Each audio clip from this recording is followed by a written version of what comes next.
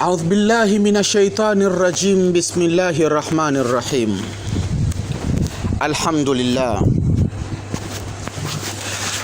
لله رب العزة السلام المؤمن المهيمن العلام ذو رحمة الأعلى الأعاز تم ثم الصلاة والسلام على رسول الله محمد وآله وصحابه وسلم.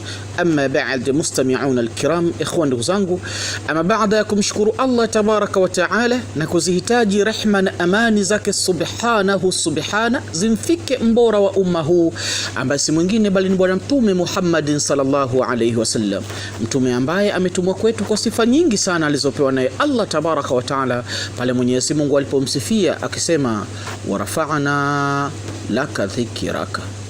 Ikhwan ndugu zangu, ama leo naenda sehemu ya tatu. Leo ni sehemu ya tatu ya dawa yetu inayoitwa Taghut. Nasema haya kwa sababu ni dawa ambayo inatibia tatizo la mashetani katika afya na mwili wa mwanadamu, ambayo Allah tabaraka wa taala anasema inna shaitana lakum aduwwun fattakhidhuhu aduwwa, hakika shetani kwenu ninyi ni adui, basi nanyi mfanyeni kuwa ni adui yenu katika hali za namna hiyo. Kwa nini? Kwa sababu pindi utakapomfanya kuwa ni rafiki yako, wallahi maangamizi makubwa sana ya shetani yatakuwa kwako, na hakuna shetani yoyote anaingia katika mwili wa mwanadamu akawa ni rafiki. Hakuna. Atakuhadaa tu, atakuhadaa kwa kukwambia nataka pete, atakuhadaa kwa kukwambia nataka chano, atakuhadaa kwa kukwambia nataka sijui mshurbati, atakuhadaa kwa kukwambia nataka mfarasi sijui vitu gani. Lakini zote hizo ni hadaa za sheitani kwetu sisi kwa sababu aweze kututoa katika mstari na msingi wake la ilaha illa Allah Muhammadur Rasulullah. Sasa biidhnillah tabaraka wa taala, wiki iliyopita niliishia kwenye dalili ya kumtambua. Tulikuwa tunazungumzia dalili 25 za kumtambua mtu ambaye anayesumbuliwa au amesibiwa na mashetani.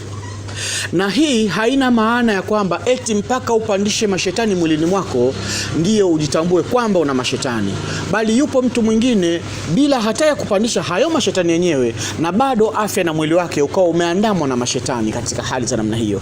Yani kuna kitu kipo ndani ya mwili wake ambacho kimebeba uhalisia wa ushetani, na hata mambo yake, mipango yake, vurugu zake ni sambamba, zinaendana na dhiki na mitihani ya kishetani katika hali za namna hiyo. Sasa leo nazungumzia dalili ya 14 ya kumtambua mtu anayesumbuliwa na mashetani katika mwili wake. Kumbuka ya kwamba Bwana Mtume sallallahu alaihi wasallam anasema inna shaitana yajri min ibni adama majra dam. Anasema hakika shetani anaweza kumuingia mwanadamu na kumtembea mwili mzima kupitia mishipa ya damu. Sasa katika hali za namna hiyo, ili kuweza kurudisha ule weledi unaotakiwa, basi biidhnillah subhanahu wa ta'ala, leo nakuja sehemu ya tatu ya dawa yetu inayoitwa Taghuti, ambayo ni hii. Kwa idhini yake tabaraka wa ta'ala nitakuonyesha hii hapa na kwa namna gani inavyoweza kufanya kazi katika afya na mwili wako. Hii dawa, yani shetani hakai katika mwili wa mwanadamu. Wallahi amini Mungu katika hali ya namna hiyo, na ni dawa ambayo imeelezwa na wana wazuoni ambao nami nimeikusanya kwa package yake maalum namna ilivyo, ili iende ikawasaidie watu kwa idhini yake tabaraka wa taala. Mrejee mwanachuoni anaitwa Abdul Maliki, anasema Ahmad Abdul Maliki Az-Zaghabi, ambayo anaeleza haya kwa idhini yake tabaraka wa taala, na sisi kama wanafunzi tunayanukuu na kwenda kuwasaidia wengine ambao wasiojiweza katika hali ya namna hiyo. Dalili ya 14 ya kumtambua mtu ambaye anasumbuliwa na mashaitani katika afya na mwili wake. Tunasema baadhi zawjat baghdu zawjat zawju. Asema dalili ya 14 hii ndio tunaanzia hapo, kwa sababu zingine hizo zilishatangulia katika clip iliyotangulia. Sasa dalili ya 14 ni mwanamke aliyopo katika ndoa kuwa na chuki kubwa sana kwa mumewe. Mwanamke aliyopo katika ndoa yake akajikuta ana chuki kubwa ya kumchukia mumewe, bila sababu za kimsingi. Hii ni dalili mojawapo ya kumtambulisha kwamba huyu mama yupo katika ndoa yake, lakini huyu mama anasumbuliwa na mashetani. Mashetani yameuteka mwili wake, mashetani yameufunga mwili wake, minyororo ya kishetani ipo ndani ya mwili wake, mishipa ya damu ile imejawa ushetani katika hali ya namna hiyo, kitendo ambacho inampelekea hata ndoa yake hawezi kuithamini, hata ndoa yake anaibughudhi katika hali ya namna hiyo. Kwa dalili ya 14 ya kumtambua mtu ambaye anasumbuliwa na mashetani ni mke kuwa anamchukia mumewe bila sababu za msingi. Na unaweza kukuta katika hali ya namna hiyo anafanya hivyo, yani wewe mume hutakiwi kumpiga, hutakiwi kugombana naye, bali kuna tambua ya kwamba kuna kiumbe ndani yake kinachomfanya na kumsukumiza kwenda kufanya hali ya namna hiyo. Ama dalili nyingine ya kumtambua mtu ambaye anasumbuliwa na mashetani, tunasema ru'yatu fil manami man yadribuhu wa yatawa'aduhu wa yasubbuhu wa yushammituhu. Anasema ni kulala usingizini, ukaota katika usingizi wako huo ukaona kuna mtu anakupiga, edha anakupiga bakora, edha anakupiga mabao, edha anakufanya yani vyovyote kipigo cha aina yoyote kile ukiwa ndani ya usingizi wako. Hiyo ni dalili ya kutambulisha ya kwamba unasumbuliwa na mashetani katika afya na mwili wako. Lakini kitu kingine anasema kuwa unaahidiwa, yani huyo mtu kama siku kupiga basi kukuahidi, utaona wewe nitakufanyia kitu mbaya sana wewe yani wala hata mwezi huu umalizi wewe, yani wewe yani katika hali ya namna hiyo ndani ya usingizi wako ukawa unaona hali ya namna hiyo inakutokelezea, basi hilo pia ni tatizo katika afya na mwili wako. Lakini ukaona mtu anakutukana matusi mazito usingizini, hiyo ni dalili mojawapo ambayo inakutambulisha ya kwamba unasumbuliwa na mashetani. Nafanya haraka sana, naambie tu pahala popote ulipo Sheikh Hamisi Suleimani, kwa hakika hayo unayozungumza ni mambo ambayo yananisumbua katika afya yangu, naomba na mimi unipatie fursa, nipe nafasi ili nipate kisomo kitukufu kutoka kwako kumuomba Mwenyezi Mungu Tabaraka wa Taala. Wallahi sitakuwa dakhiana, na ninachosubiri ni ile oda yako, ninachosubiri ni ile kauli yako tu. Naambie hivyo, naambie Sheikh Hamisi Suleimani kwamba na mimi naitaka hiyo dawa ya taghuti ninaweza kufikishia popote pale ulipo. Tanzania yetu hii imekuwa kama kijiji katika hali za namna hiyo, popote pale unaweza kuifikisha huduma na ikaweza kufika. Lakini hata hivyo kunaweza ukatokea swali kwa walio nje ya Tanzania.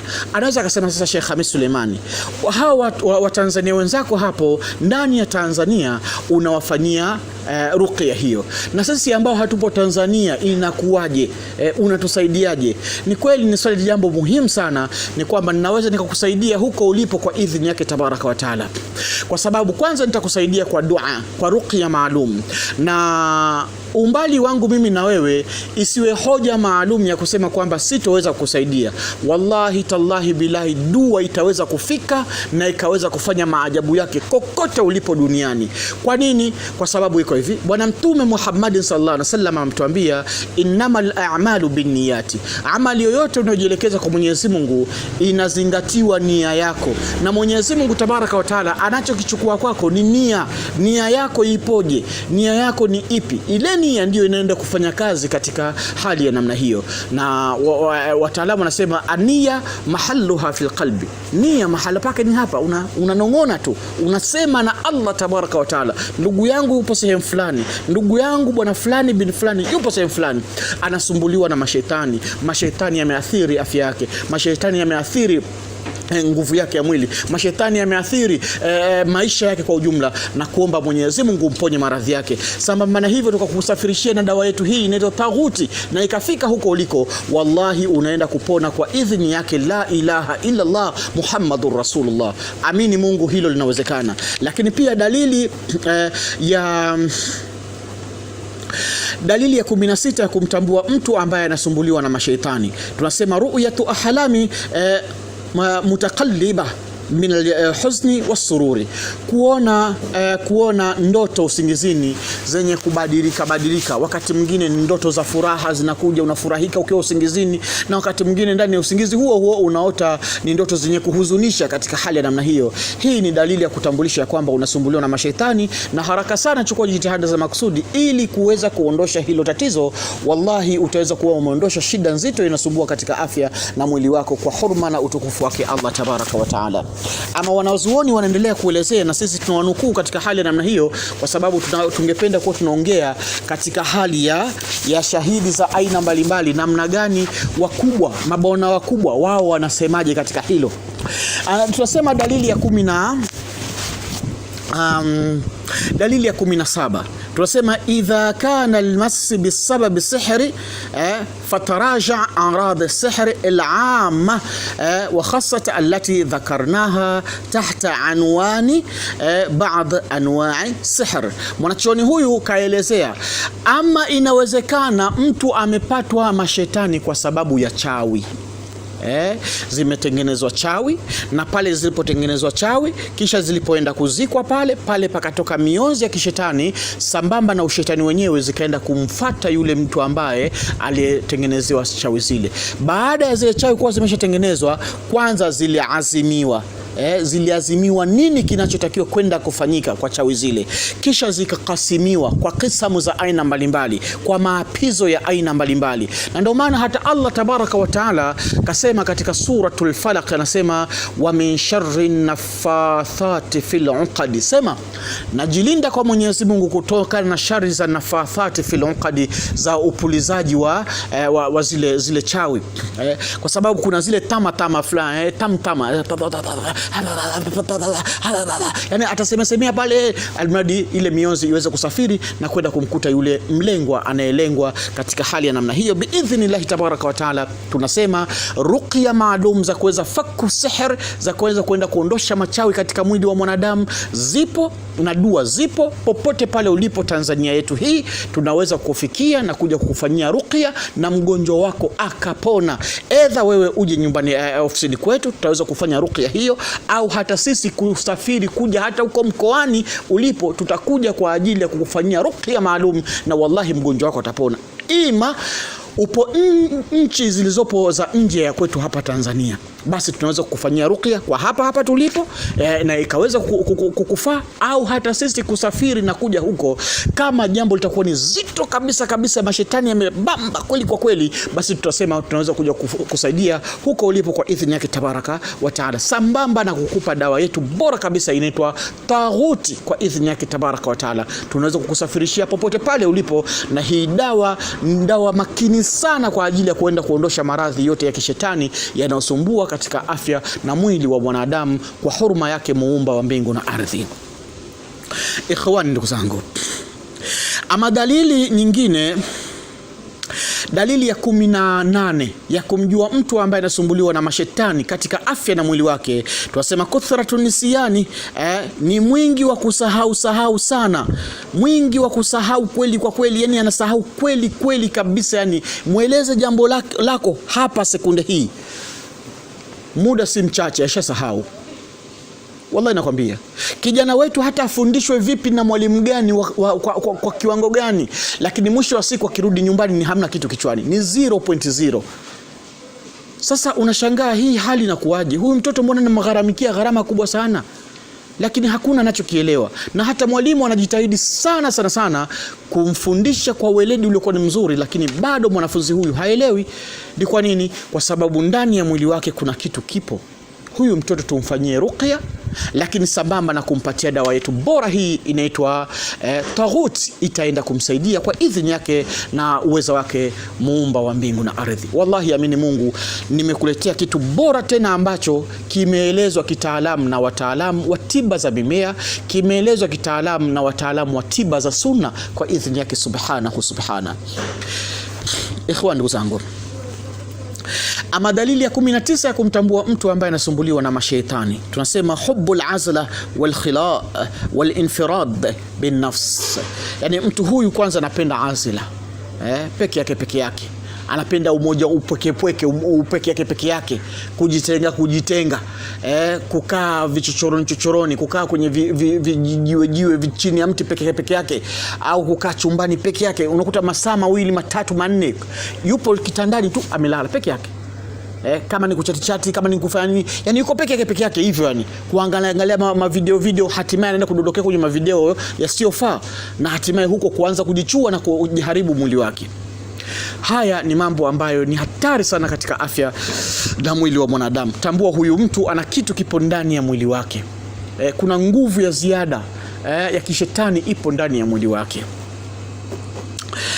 Ama dalili ya 20 ya kumtambua mtu ambaye anasumbuliwa na maradhi, matatizo ya mashetani katika afya na mwili wake, tunasema shuuru bil ihbat wa adami muhawalat al khuruj mimma huwa fi. Ni mtu kujihisi ihbat, yani kukosa ile hamu ya kufanya jambo, kukosa hamu ya kufanya jambo. Hata kama ukamwambia twende kazini, mimi leo mimi naona mimi siendi kazini, sisikii tu kwenda kazini, yani sisikii tu, yani hizo ihbati za namna hiyo, sawa. Lakini pia hata umpe muhawala wa aina yote, mazungumzo au nasaha za namna gani inatakiwa tena tukafanye kazi bana, kwa sababu pale kwa hivi na hivi, bado yeye hata mimi bana sijisikii kutoka. Hizo ni nguvu za kishetani ambazo zipo katika afya na mwili wake. Huyu mtu anatakiwa kusaidika kwa idhini yake subhanahu wa ta'ala, inshallah.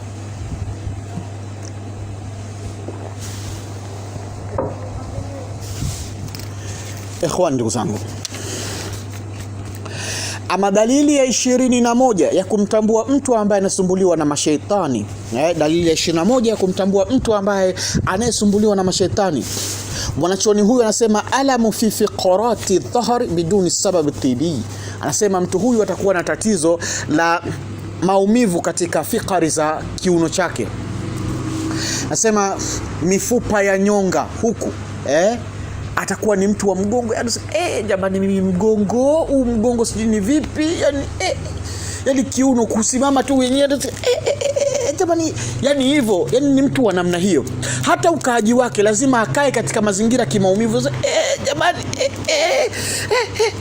yani inakuwa hali ni hatari, wallahi subhanallah. Yani utakayewaona wallahi mpaka utamuonea huruma, wallahi utamuonea huruma hali ya namna hiyo. Sasa shida yake hiyo ni shida ipo katika fiqarat dhahr, zile pingili za uti wa mgongo na zile mifupa ya nyonga, ambao ni maumivu yapo nje ya maradhi ya kibiolojia, bali ni jishetani limekamatilia pale.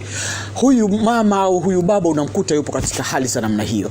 Ukiliona hilo tatizo ni tatizo baya sana, huo ni mwanzo tu, inawezekana ikaje kitu kingine na kingine na kingine. Kwa hiyo usisubiri mpaka matatizo ya sheheni katika mwili wako, bali haya tunazungumza iwe ni dalili tosha kwako, hata kama ikatokelezea 1 au 2. Wallahu hata niambie Sheikh Hamis Sulemani, mimi naitaka hiyo dawa ya taghut, basi nitakupatia kwa ajili ya kwenda kuondosha shida zote katika afya na mwili wako kwa huruma na utukufu wake Allah tabaraka wa taala. Ikhwan, ndugu zangu, ama dalili ya 21 ya 22 tunasema mashi wa shakhs naim la yash'ur illa ba'da mururi waqti tawil. Sema ni huyu mtu kulala usingizi, ikisha akajiona ndani ya usingizi wake anatembea, akawa anatembea huku amelala, na pia siweze kujitambua kwamba alikuwa anatembea akiwa amelala, ila baada ya muda mrefu kutokelezea ndio kwani mimi natembea, niko wapi, mbona mimi niko nimelala? Katika hali za namna hiyo, hiyo ni dalili ya mashetani yanakusumbua katika mwili wako. Chukua jitihada za maksudi. Ama dalili ya 23 tunasema tanqulul alamu fi ajza'i al-jismi min makani al-akhar min makani ila al-makani al-akhar, yani maumivu kuwa yanahamahama kutoka sehemu kwenda sehemu nyingine, kutoka sehemu kwenda sehemu nyingine, yani la yadumu laha hal, yanakuwa hayadumu katika hali moja. Hii ni dalili ya mashetani, na hasa mashetani ya kichawi, mashetani ya kutupiwa yanakuwa na hali ya namna hiyo. Kwa hiyo katika hali ya namna hiyo jitambue, chukua tahadhari mapema, badilika, umeacha mazoea, waweza kukutana na matatizo mazito ambayo ungeweza kuyatatua tu bila shida ya aina yote, lakini kwa sababu umeyalimbikiza na hatimaye imekuwa ni shida kwako. Kwa hivyo biidhnillah tabaraka wa taala tunasema tunawasomea watu dua maalum, tunawaombea watu ruqya maalum kwa ajili ya kuondoshea matatizo katika afya na miili yao kwa sababu ya mashetani ya aina mbalimbali yanayosumbua katika afya zao, na hata hivyo kuwapatia dawa bora ambayo inaitwa taghuti, ambapo dawa hii nitakupatia bila shida ya aina yoyote kulingana na tatizo la mashetani namna gani kwako lilivyo, either uipate moja au mbili au tatu kulingana na tatizo lako lilivyo, au kulingana na hadithi yako utakayonipa nitakupangia kwamba pata taghuti 2, pata taghuti 4, hivyo iwe katika hali ya mpango wa kidozi kulingana na tatizo lako linavyokusumbua kwa idhini yake tabaraka wa taala. Wallahi naamini tunaenda kujenga afya zetu na kuondosha adui zetu wanatusumbua ndani ya miili yetu. Ndugu zanguni, ama dalili ya 24 tunasema khuruju zubadi min fammi almasra'i athna as-sar'i wa yabas jisma. Sema ni mtu aliyepatwa na mashetani kuwa anatokwa na mapovu humu, kuwa ni mwingi wa mapovu humu pembezoni humu. Wapo ambao wanatokwa na mapovu wakiwa wamepandisha na mashetani hayo, amepandisha mashetani, unakuta madenda yanamtoka humu pembezoni, na mtu mwingine paka mapovu yanatiririka humu, yanamtoka mapovu humu. Hiyo ni kweli kabisa, huyo amepatwa na mashetani na shetani limeshajaa kabisa katika mwili wake. Lakini yupo mtu mwingine si hajapandisha mashetani, yupo katika hali tu ya kawaida, lakini uongeaji, kila anavyoongea, jaribu tu kuchunguza rafiki zako, ndugu zako, anapoongea utamkuta humu ni mapovu yamejaa humu. Unajua bana ilikuwa katika ile story sasa mbona kwa mate imejaa humu pembezoni mipovu. Hiyo ni dalili mojawapo ya kumtambulisha huyu ana mashetani. Ni dalili ya mashetani hiyo. Mtu wa kawaida anakuwa ni mkavu kama hivi Sheikh Hamis Suleimani, ya salam, mashallah. Katika hali ya namna hiyo. Lakini dalili ya 25 tunasema dhuhuru buka zarqai fi ba'd ajza'i jismi binisbati almar'ati allati biha 'ashiq. Tunasema ni kudhihirikiwa na kialama, kialama kinachodhihiri katika mwili wako ambacho kisichokuwa cha kawaida. Mathalan mimi ni mweusi, mashallah, rangi yangu ni nyeusi hii, alhamdulillah rabbil alamin, lakini kisha ikaja kutokelezea labda kwenye mkono wangu hapa nikakuta kama kijibarango fulani hivi kipo hapa kwenye mkono wangu, halafu labda chenye rangi kama hii mfuniko wa chupa yangu hii kipo hapa, sasa unashangaa hii alama ya nini tena hii? Hiyo ni alama ya kutambulisha kwamba unasumbuliwa na mashetani. Chukua tahadhari mapema, chukua jitihada za makusudi kuweza kuliondosha hili, na si kuondosha tu hili bali katika mwili wako na afya yako yote katika hali za namna hiyo biidhnillahi tabaraka wa taala. Hiyo itakufanya uweze kuepukana na shida zako zinazokusumbua kwa utukufu wake subhanahu.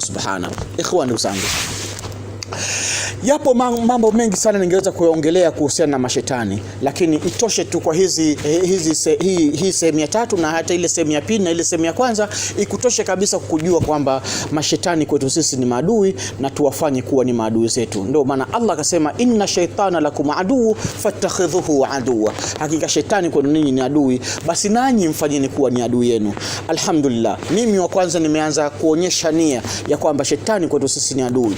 Wewe unasubiri nini? Inshallah naambie tu pahala popote ulipo, kwanza ni kukaribisha ofisini kwetu. Tunafanya dua, tunafanya maombi maalum kuwaombea wale wote wenye kusumbuliwa na mashetani. Hilo la kwanza litambue kwa Sheikh Hamis Suleimani, tunafanya dua kwa ajili ya kuombea wale wanaosumbuliwa na mashetani na hatimaye kuondosha mashetani, kuondosha mashetani kabisa. Tunafanya hivyo, tunaondosha mashetani katika mwili wa mwanadamu. Cha pili, tambua ya kwamba kisomo chetu cha ruqya au dua, maombi ya dua tunaweza kumfanyia mtu yoyote pahala popote alipo huko nyumbani nyumbani kwake, aidha sisi atuite kwa mwaliko maalum twende kwake na tukamfanyie hilo jambo na kumwacha mgonjwa wake akiwa salama, ima tuweze kuifanya huko sisi tulipo na yeye kule alipo, kwa sababu hiyo yote inawezekana. Bwana Mtume Muhammad sallallahu alaihi wasallam anasema innamal a'malu binniyat, anasema hakika amali zote zinakubalika kulingana na nia yako unavyoikusudia.